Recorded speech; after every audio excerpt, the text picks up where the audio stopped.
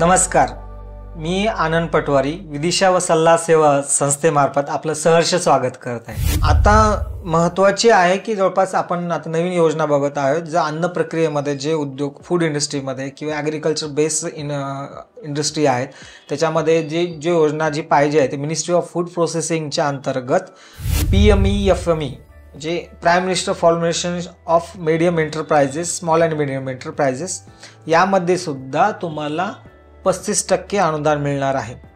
तर याच्या जे प्रोसिजर आहेत तर तुम्हाला फायलिंग करताना जे मिनिस्ट्री ऑफ फूड प्रोसेसिंगच्या पोर्टलवर फायलिंग करताना तुम्हाला एक DRP असाइनमेंट केला जातो, म्हणजे त्याला डिस्ट्रिक्ट रिसोर्स पर्सन असाइनमेंट केला जातो तुमच्या क्लस्टरमध्ये असलेला।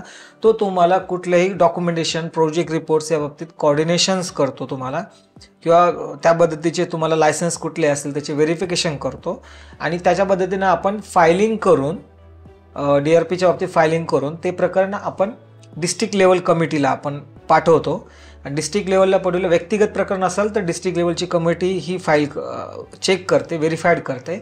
जर हे प्रकरण आपण समूहामार्फत केलं, सेल्फ हेल्प ग्रुप्स असतील किंवा कुठलेही फार्मर प्रोसेसर कंपनी असतील तर यामार्फत आपण केलं तर त्याला स्टेट लेवलची नोडल एजन्सी ही व्हेरीफाईड करते। जर आपल्याला कुठल्याही प्रोजेक्ट सबमिशन करताना काही काळजी किंवा त्रुटी आढळल्या किंवा तुमचं लेट होत आहे तर त्या संदर्भात तुम्हाला काही सूचना कंप्लेंट तुम्हाला डिस्ट्रिक्ट नोडल ऑफिसर PMFMEचे तर त्या पद्धतीने सुद्धा तुम्हाला तक्रार तुम्हाला देता येऊ शकते। तर यामध्ये सुद्धा तुम्हाला 35% अनुदान आहे। याच्यामध्ये कुठलीही कॅटेगरी नाही आहे, सगळ्यांना 35% असेल, महिला असेल, कॅटेगरी असेल, ओपन असेल, पण याच्यामध्ये मॅक्झिमम लिमिट आहे तर ती अनुदानाची 10 लाखापर्यंत आहे। काही स्पेशल CSC सेंटर स्कीममध्ये सुद्धा ती लिमिट वाढू शकते। तर ही PMFMEच्या योजनेमार्फत आपण आतापर्यंत बघितलेलं आहे।